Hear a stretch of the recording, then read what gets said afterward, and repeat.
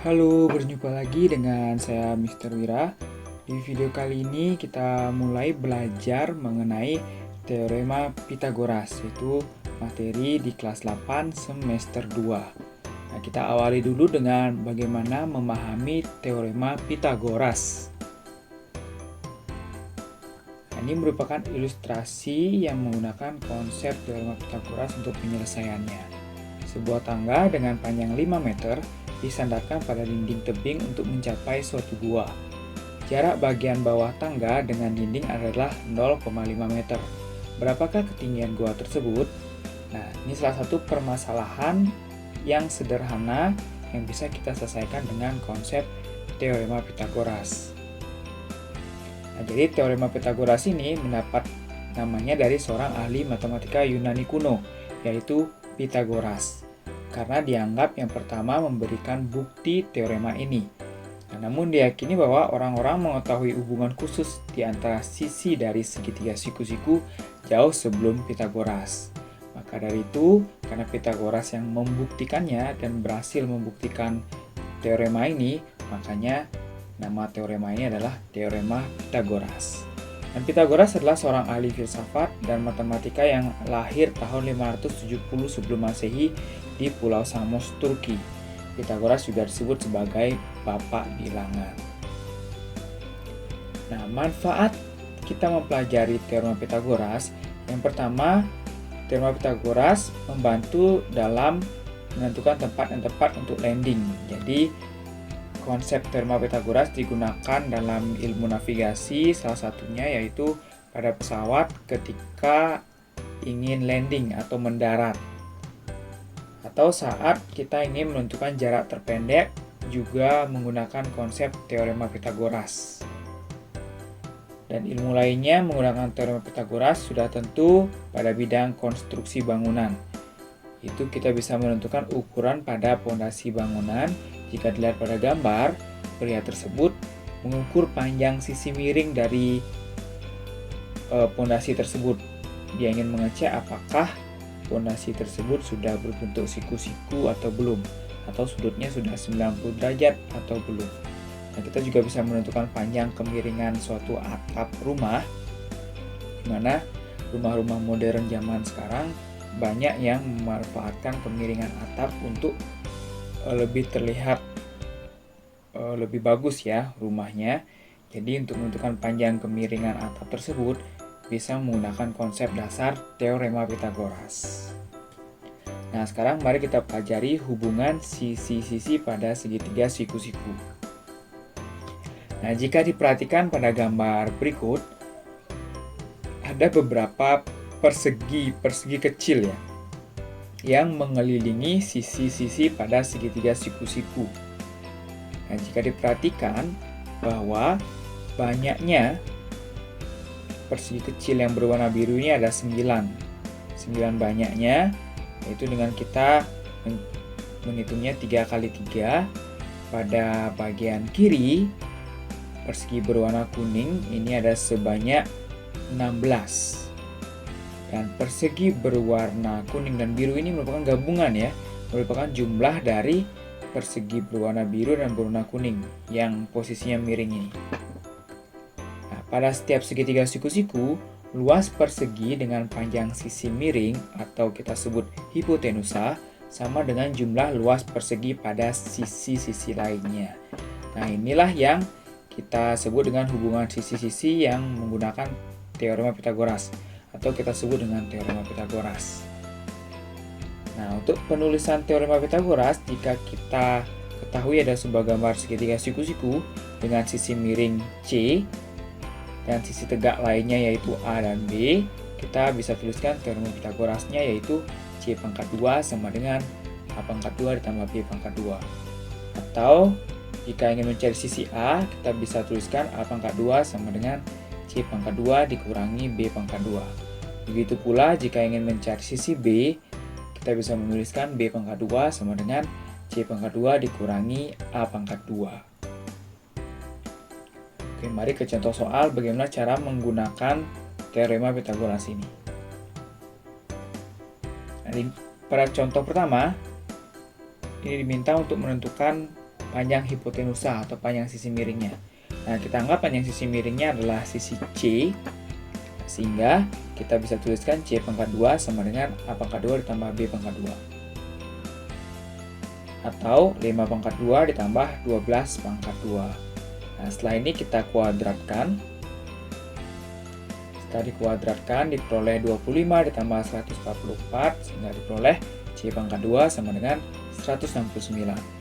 Sehingga panjang hipotenusanya yaitu akar 169, yaitu 13 meter. Contoh kedua diminta untuk mencari panjang AB. Nah, panjang AB itu merupakan sisi tegak ya, atau selain sisi miring.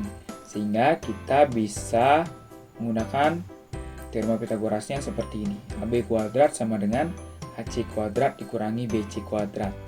Jadi kuadrat sisi miring dikurangi kuadrat sisi tegak lainnya. Nah, caranya sama seperti contoh pertama.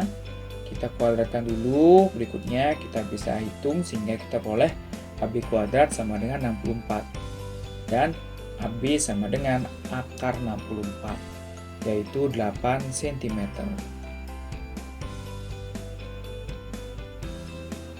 Nah, mari coba soal berikut untuk menguji pemahaman kalian mengenai hubungan sisi-sisi pada segitiga siku-siku dalam penggunaan teorema Pitagoras.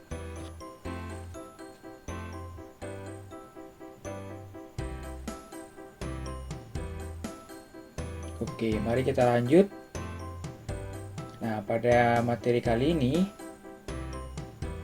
Mister menyediakan suatu permasalahan nyata atau real life problem yang bisa kalian coba untuk pecahkan permasalahan ini. Banu diundang oleh Roy ke rumahnya untuk merayakan ulang tahun Roy yang ke-13 tahun bersama teman-temannya. Nah, biasanya jika Banu menuju ke rumah Roy, dia akan melalui jalan Rafflesia sejauh 1,6 km. Di jalan Rafflesia, dia melewati toko roti langganannya. Setelah 8 km dari rumah, dia berbelok ke kanan menuju Jalan Mawar sejauh 1,2 km. Dan sampailah dia di rumah Roy yang berada tepat di persimpangan Jalan Mawar dan Jalan Bougainville. Nah, untuk lebih jelasnya kalian bisa lihat pada denah di sebelah kanan. Namun di hari perayaan ulang tahun Roy, ada perbaikan jalan di depan toko roti langganan Banu, sehingga dia tidak bisa melalui jalan yang biasa dia lalui. Nah, dikarenakan hal tersebut, Banu terpaksa melewati jalan Iris untuk menuju ke rumah Roy. Apakah Banu akan sampai lebih cepat atau lebih lambat jika melalui jalan Iris? Nah, ini kita lihat dari jaraknya ya. Apakah Banu akan sampai lebih cepat atau lebih lambat? Dan berapa kilometer perjalanan Banu dari rumahnya ke rumah Roy jika melewati jalan Iris? Nah, coba kalian selesaikan permasalahan ini. Bagaimana kalian mengetahui dia sampai lebih cepat atau lebih lambat? Jadi kita mengabaikan masalah kecepatan dan kemacetan jalan ya. Yang dilihat hanya jaraknya.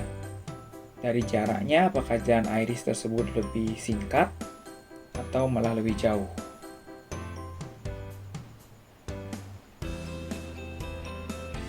Berikutnya kita bahas mengenai triple Pitagoras. Nah, pada segitiga ABC berlaku sebagai berikut. Nah, jika kalian perhatikan pada gambar segitiga siku-siku ABC ini, jika sudut A sebesar 90 derajat, maka teorema Pitagorasnya bisa kalian lihat seperti itu. Jadi sisi A akan menjadi sisi miringnya. Nah, begitu pula jika sudut B yang dijadikan sudut 90 derajat, maka sisi B akan menjadi sisi miringnya. Dan jika sudut C yang dijadikan sudut 90 derajat, maka sisi C akan menjadi sisi miringnya. Nah, jadi teorema Pitagoras akan berubah-ubah bukan berubah-ubah ya. Jadi simbolnya akan berubah-ubah tergantung dengan simbol atau huruf pada segitiga. Jadi yang perlu kalian ingat pada teorema Pitagoras yaitu kuadrat sisi miring sama dengan jumlah dari kuadrat sisi tegaknya. Nah, itu yang perlu kalian ingat. Nah, 3 bilangan asli A, B, C yang memenuhi teorema Pythagoras atau persamaan pada teorema Pythagoras disebut dengan triple Pythagoras. Jadi 3 bilangan tersebut pada segitiga siku-siku kita bisa namakan triple Pythagoras. Nah, beberapa contoh triple Pythagoras yaitu ini ya. Ini yang pertama, triple Pythagoras dasarnya yaitu 3, 4, 5, sedangkan yang bertulis berwarna hitam, yang tulisan warna hitam ini merupakan kelipatannya. Kelipatan dari triple Pythagoras 3, 4, 5. Begitu pula triple Pythagoras yang lainnya. Yang berwarna merah merupakan dasarnya ya. Jadi yang berwarna hitam merupakan kelipatan dari yang berwarna merah. Oke, sekian untuk video kali ini. Semoga kalian memahami bagaimana penggunaan dan bagaimana cara menerapkan teorema Pythagoras. Jadi saksikan video selanjutnya. Jika kalian ada yang belum paham, bisa kalian tanyakan. Sampai jumpa di video selanjutnya.